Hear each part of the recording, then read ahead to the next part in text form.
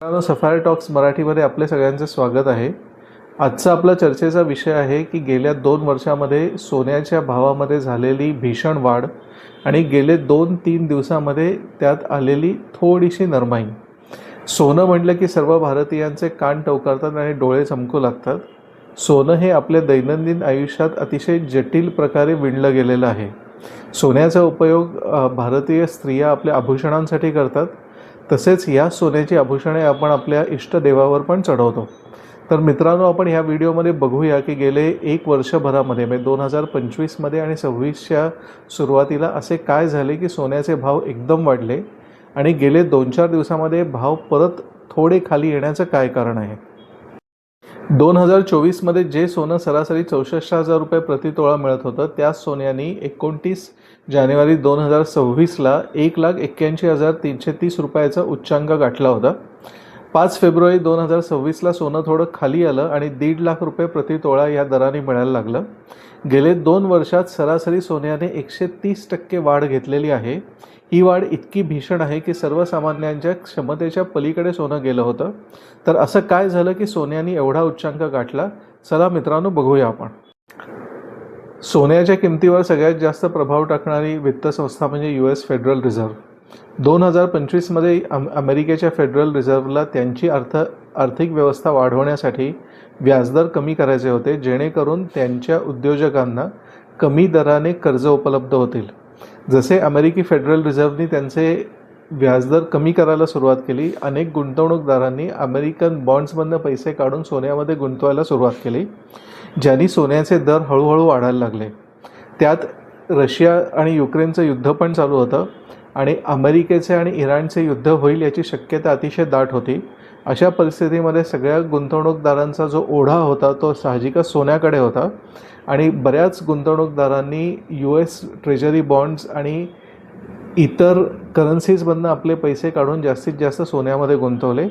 ह्या सगळ्या कारणांमुळे सोन्याच्या किमतीमध्ये अफाट वाढ झाली.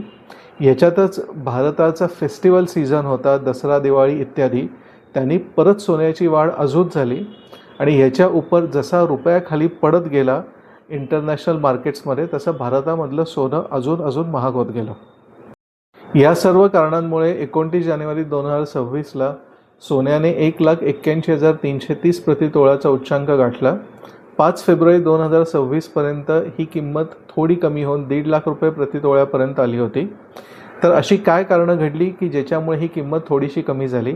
ही कारणं तशीच पुढे राहतील का? सोन्याची किंमत वाढेल का कमी होईल? हे सर्व आता आपण पुढे पाहूया. ज्या गुंतवणूकदारांनी 2025मध्ये सलग सोनं खरेदी केलं होतं ह्या अपेक्षेने की सोन्याची किंमत वाढतच राहील, त्यांनी फेब्रुवारीच्या पहिल्या आठवड्यामध्ये म्हणजे फेब्रुवारी 2026च्या पहिल्या आठवड्यामध्ये प्रॉफिट बुकिंग करायचे ठरवले. म्हणजेच की विकत घेतलेलं सोनं विकून त्यातनं झालेला लाभ आपल्याकडे जमा करायचं ठरवले. अशा प्रकारे मोठ्या गुंतवणूकदारांनी केलेल्या सोन्याच्या विक्रीमुळे सोन्याची किंमत कमी होऊ लागली. तसेच अमेरिकेचे राष्ट्रपती श्री डोनाल्ड ट्रम्प यांनी श्री केविन वॉर्श यांना जानेवारी 2026च्या अखेरी फेडरल रिझर्व्हचे पुढचे चेअरमन म्हणून घोषित केले.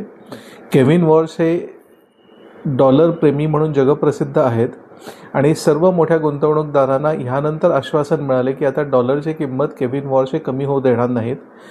तसेच इराण आणि अमेरिकेमध्ये जे युद्ध होईल असं लोकांना वाटत होतं, त्या युद्धाचा धोकासुद्धा टळल्याची भावना अनेक लोकांमध्ये पसरली. ह्या सर्व गोष्टींमुळे आता आपण सेफ हेवन म्हणजे सोन्यामधनं पैसे काढून इतरस्त गुंतवणूक करू शकतो ह्याचा विश्वास लोकांना वाटू लागला. म्हणून अनेक मोठ्या गुंतवणूकदारांनी सोन्यामधनं आपले पैसे काढून इतर गुंतवणुकींमध्ये ते पैसे गुंतवायला सुरुवात केली.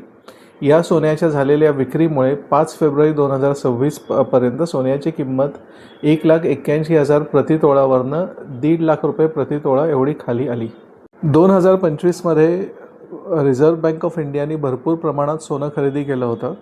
याचं महत्त्वाचं कारण होतं की वैश्विक पातळीवर असलेली अस्थिरता आणि अमेरिकन फेडरल रिझर्व्हची वित्तनीती.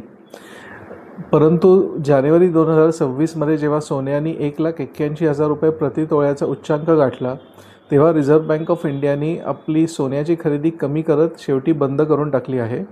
याचं कारण असं की सोनं ही अतिशय सुरक्षित ठेव आहे. परंतु सोन्यामध्ये पैसे गुंतवून तसा त्याचा लाभ काहीच होत नाही. हेच पैसे समजा कुठल्या राष्ट्रांनी पूल बांधण्यामध्ये, धरणं बांधण्यामध्ये इत्यादीमध्ये गुंतवले तर त्या राष्ट्राच्या नागरिकांना खरा लाभ मिळू शकतो. त्यामुळे बऱ्याच तज्ज्ञांची अपेक्षा आहे की 2025मध्ये जे झपाटल्यासारखे सर्व वित्त संस्था सोनं विकत घेत होते ते आता सर्व वित्त संस्था सोनं विकत घेणं कमी करतील अथवा बंद करतील, जेणेकरून 2026मध्ये सोन्याचा भाव 1 लाख रुपये प्रतितोळ्यापर्यंत येऊन स्थिरावेल. परंतु हे सगळं वैश्विक घडामोडींवरही अवलंबून आहे. अमेरिका इराणचं युद्ध होते का, रशिया युक्रेनचे युद्ध चालू राहते की बंद होते, अमेरिकन फेडरल रिझर्व्हची वित्त नीती, ह्या सगळ्या गोष्टींवर पण सोन्याचे भाव अवलंबून आहेत. आपल्याला पुढे बघायला लागेल की सोनं वर जात आहे का खाली जात आहे, परंतु आत्ता सगळ्यांचा अनुमान आहे की सोनं थोडंसं कमी होऊन 1 लाख रुपये प्रतितोळापर्यंत येऊन स्थिरावेल. मित्रांनो, या व्हिडिओमध्ये मी आपल्याला सांगण्याचा पूर्ण प्रयत्न केला की 2025मध्ये सोन्याची एवढी भीषण वाढ का झाली होती, सोन्याच्या किमतीमध्ये एवढी भीषण वाढ का झाली होती आणि 2026मध्ये ती थोडी कमी का झाली. मी अपेक्षा करतो की आपल्याला आमचा व्हिडिओ आवडला असेल तर लाईक जरूर करा, चॅनलला सबस्क्राईब करा. पुढच्या व्हिडिओपर्यंत निरोप घेतो. जय हिंद, जय भारत, वंदे मातरम.